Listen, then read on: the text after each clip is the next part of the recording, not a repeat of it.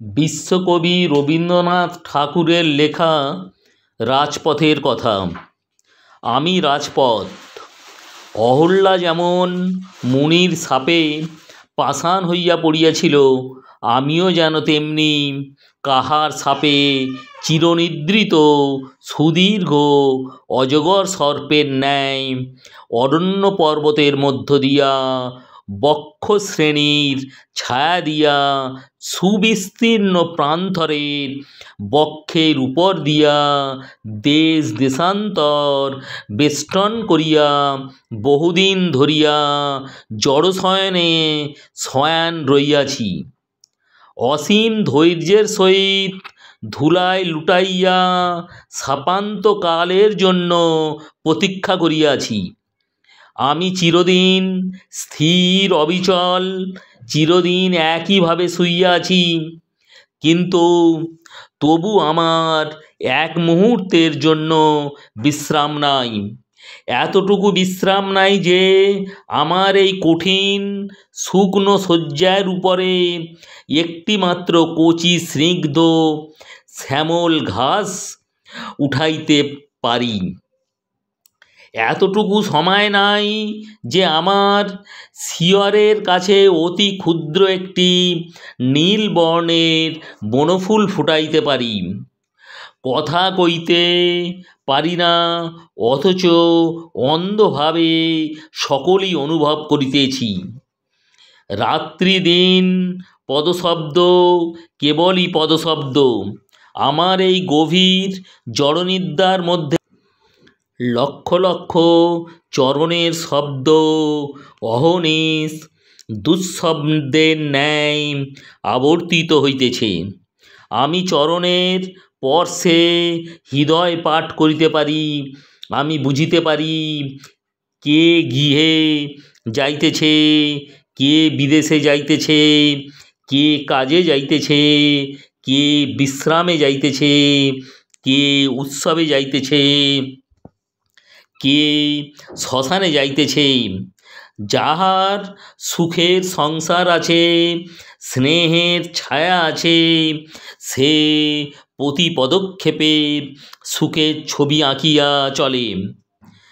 সে প্রতি পদক্ষেপে মাটিতে আশার বীজ রোপিয়া যায়। মনে হয় যেখানে যেখানে তাহার পা পড়িয়াছে, সেখানে যেন মুহূর্তের মধ্যে এক একটি করিয়া লতা অঙ্কুরিত পুষ্পিত হইয়া উঠিবে। যাহার গৃহ নাই, আশ্রয় নাই, তাহার পদক্ষেপের মধ্যে আশা নাই, অর্থ নাই।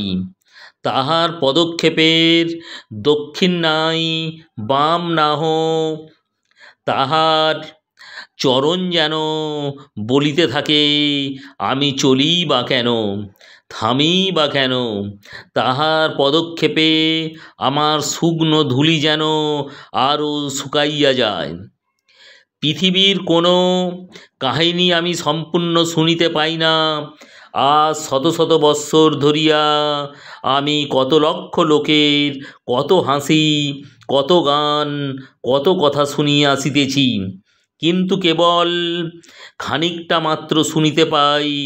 বাকিটুকু শুনিবার জন্য যখন আমি কান পাতিয়া থাকি, তখন দেখি সেলো গান নাই। এমন কত বৎসরের কত ভাঙা কথা, কত ভাঙা গান আমার ধূলির সহিত ধূলি হইয়া গেছে। আমার ধূলির সহিত উড়িয়া বেড়ায়, তাহা কি কেহ জানিতে পায়? ওই শুনো, একজন গাহিল, তারে বলি বলি আর বলা হলো না।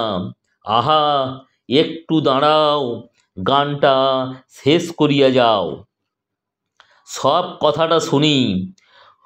কই আর দাঁড়াইল, গাইতে গাইতে কোথায় চলিয়া গেল, শেষটা শোনা গেল না। ওই একটিমাত্র পথ অর্ধেক রাত্রি ধরিয়া আমার কানে ধ্বনিত হইতে থাকিবে। মনে মনে ভাবিব, ও কে গেল, কোথায় যাইতেছে না জানি। যে কথাটা বলা হইল না, তাহাই কি আবার বলিতে যাইতেছে? এবার যখন পথে আবার দেখা হইবে, সে যখন মুখ তুলিয়া ইহার মুখের দিকে চাইবে, তখন বলি বলি করিয়া আবার যদি বলা না হয়, তখন নতশির করিয়া মুখ ফিরাইয়া অতি ধীরে ধীরে ফিরিয়া আসিবার সময় আবার যদি গায়, তারে বলি বলি আর বলা হলো না। সমাপ্তি ও স্থায়িত্ব হয়তো কোথাও আছে, কিন্তু আমি তো দেখিতে পাই না। একটি চরণচিহ্ন তো আমি বেশিক্ষণ ধরিয়া রাখিতে পারি না। অবিশ্রাম চিহ্ন পড়িতেছে, আবার নতুন পদ আসিয়া অন্য পদের চিহ্ন মুছিয়া যাইতেছে। যে চলিয়া যায় সে তো পশ্চাতে কিছু রাখিয়া যায় না। যদি তাহার মাথার বোঝা হইতে কিছু পড়িয়া যায়, সহস্র চরণের তলে অবিশ্রাম দলিত হইয়া কিছুক্ষণেই তাহা ধূলিতে মিশিয়াইয়া যায়। তবে এখনো দেখিয়াছি বটে, কোনো কোনো মহাজনের পুণ্যস্তূপের মধ্য হইতে এমন সকল অমর বীজ পড়িয়া গেছে, যাহা ধূলিতে পড়িয়া অঙ্কুরিত ও বর্ধিত হইয়া আমার পার্শ্বে স্থায়ী রূপে বিরাজ করিতেছে এবং নতুন পথিক দিগকে ছায়াদান করিতেছে। আমি কাহারও লক্ষ্য নই, আমি সকলের উপায় মাত্র। আমি কাহারও গৃহ নই, আমি সকলকে গৃহে লইয়া যাই। আমার অহরহ এই আমাতে কেহ চরণ রাখে না, আমার উপরে কেহ দাঁড়াইতে চাহে না। যাহাদের গৃহ সুদূরে অবস্থিত, তাহারা আমাকেই অভিশাপ দেয়। আমি যে পরম ধৈর্যে তাহাদিগকে গৃহের দ্বার পর্যন্ত পৌঁছাইয়া দেই, তাহার জন্য কৃতজ্ঞতা কই পাই? গৃহে গিয়া বিরাম, গৃহে গিয়া আনন্দ, গৃহে গিয়া সুখ সম্মিলন, আর আমার উপরে কেবল শান্তির ভার, কেবল অনিচ্ছাকৃত শ্রম, কেবল বিচ্ছেদ। কেবল কি সুদূর হইতে গৃহ বাতায়ন হইতে মধুর হাস্যলহরী পাখা তুলিয়া সূর্যালোকে বাহির হইয়া আমার কাছে আসিবা মাত্র স্বচকিতে শূন্যে মিলাইয়া যাইবে। গৃহের সেই আনন্দের কণা আমি কি একটুখানি পাইব না? কখনো কখনো তাহাও পাই। বালক বালিকারা হাসিতে হাসিতে কলরব করিতে করিতে আমার কাছে আসিয়া খেলা করে। তাহাদের গৃহের আনন্দ তাহারা পথে লইয়া আসে। তাহাদের পিতার আশীর্বাদ, মাতার স্নেহ গৃহ হইতে বাহির হইয়া পথের মধ্যে আসিয়াও যেন গৃহ রচনা করিয়া দেয়। আমার ধূলিতে তাহারা স্নেহ দিয়া যায়, আমার ধূলিতে তাহারা রাশিকৃত করে ও তাহাদের ছোট ছোট হাতগুলা দিয়া যেন স্তূপকে মৃদু মৃদু আঘাত করিয়া পরম স্নেহে ঘুম পাড়াইতে চায়। বিমল হৃদয় লইয়া বসিয়া বসিয়া তাহার সহিত কথা কয়। হায় হায়, এত স্নেহ পাইয়াও যেন তাহার উত্তর দিতে পারে না। ছোট ছোট কোমল পাগুলো যখন আমার উপর দিয়া চলিয়া যায়, তখন আপনাকে বড় কঠিন বলিয়া মনে হয়। মনে হয় উহাদের পায়ে বাজিতেছে কুসুমের দলের ন্যায় কোমল হইতে সাজ যায়। রাধিকা বলিয়াছেন, যাহা যাহা অরুণ চরণ চলি যাতা, তাহা তাহা ধরণী হইয়ে মধুগাতা। অরুণ চরণগুলি এমন কঠিন ধরণীর উপরে চলে কেন? কিন্তু তা যদি না চলিত তবে বোধ করি কোথাও শ্যামল তৃণ জন্মিত না। প্রতিদিন যাহারা নিয়মিত আমার উপরে চলে তাহাদিগকে আমি বিশেষ রূপে চিনি। তাহারা জানে না তাহাদের জন্য আমি প্রতীক্ষা করিয়া থাকি। আমি মনে মনে তাহাদের মূর্তি কল্পনা করিয়া লইয়াছি। বহুদিন হইল এমনি একজনকে তাহার কমল চরণ দুখানি লইয়া প্রতিদিন অপরাহ্নে বহু দূর হইতে আসিত। ছোট দুটি নূপুর ঝুনু ঝুনু করিয়া তাহার পায়ে কাঁদিয়া কাঁদিয়া বাজিত। বুঝি তাহার ঠোঁট দুটি কথা কইবার ঠোঁট নয়, বুঝি তাহার বড় বড় চোখ দুটি সন্ধ্যার আকাশের মতো বড় ম্লানভাবে মুখের দিকে চাহিয়া থাকিত।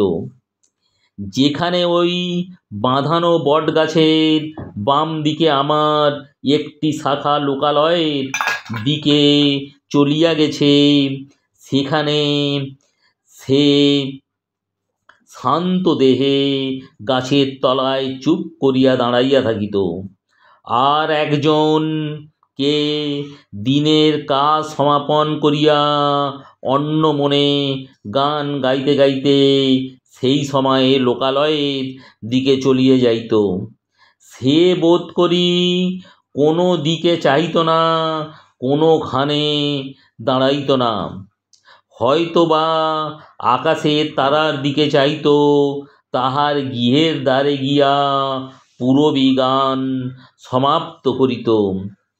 সে চলিয়া গেলে বালিকা শান্ত পদে আবার যে পথ দিয়ে আসিয়াছিল সেই পথে ফিরিয়া যাইত।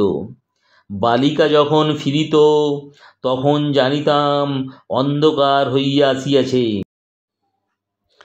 সন্ধ্যার অন্ধকার হিমস্পর্শ সর্বাঙ্গে অনুভব করিতে পারিতাম।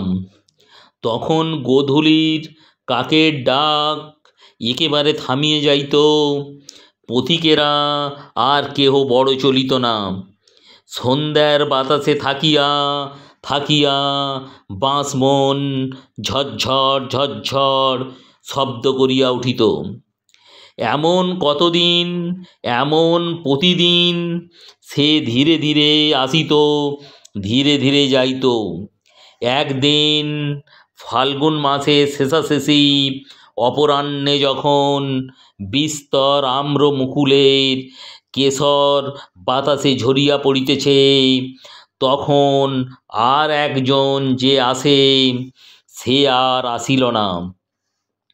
সেদিন অনেক রাত্রে বালিকা বাড়িতে ফিরিয়া গেল। যেমন মাঝে মাঝে গাছ হইতে শুকনো পাতা ঝরিয়া পড়িতেছিল, তেমনি মাঝে মাঝে দুই এক ফোঁটা অশ্রু জল আমার নীরস তপ্ত ধূলির উপরে পড়িয়া মিলাইতেছিল। আবার তাহার পরদিন অপরাহ্নে বালিকা সেইখানে সেই তরুতলে আসিয়া দাঁড়াইল। কিন্তু সেদিনও আর একজন আসিল না। আবার রাতে সে ধীরে ধীরে বাড়ি মুখে ফিরিল। কিছু দূরে গিয়া আর সে চলিতে পারিল না। আমার উপরে ধূলির উপরে লুটাইয়া পড়িল। দুই বাহুতে মুখ ঢাকিয়া বুক ফাটিয়া কাঁদিতে লাগিল।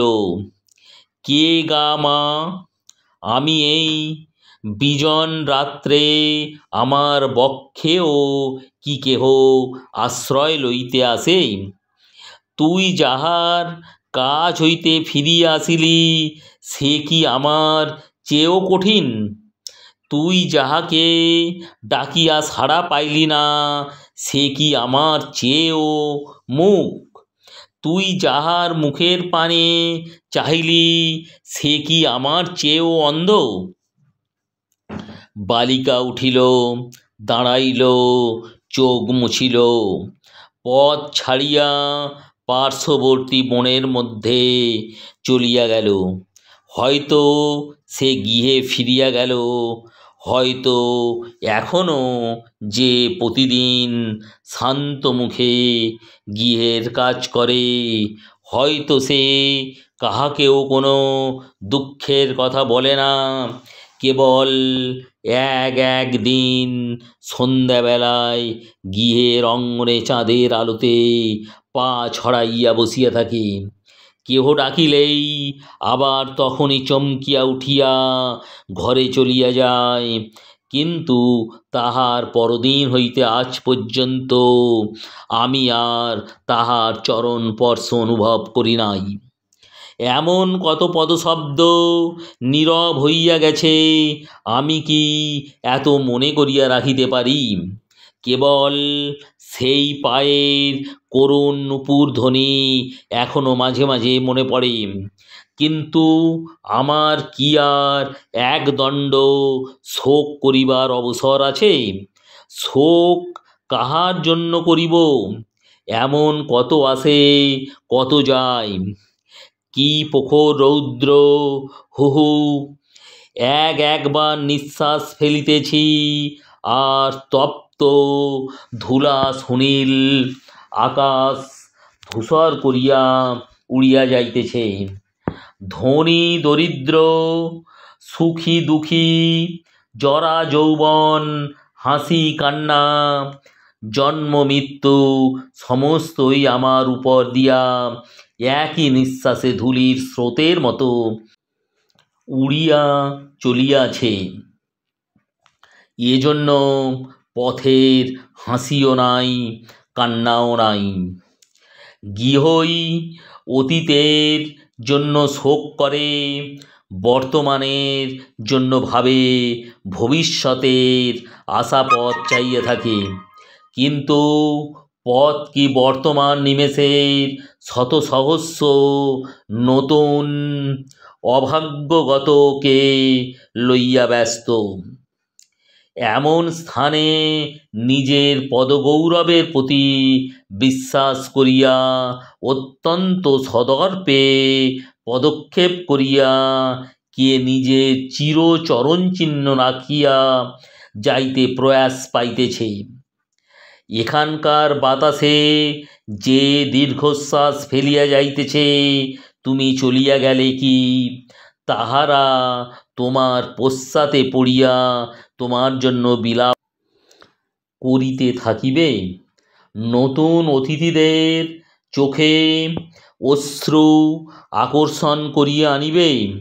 বাতাসের উপরে বাতাস কি স্থায়ী হয়? না না, বৃথা চেষ্টা।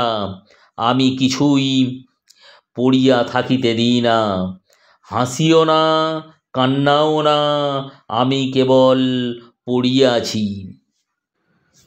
যদি ভালো লাগে তাহলে লাইক করুন, শেয়ার করুন ও সাবস্ক্রাইব করুন।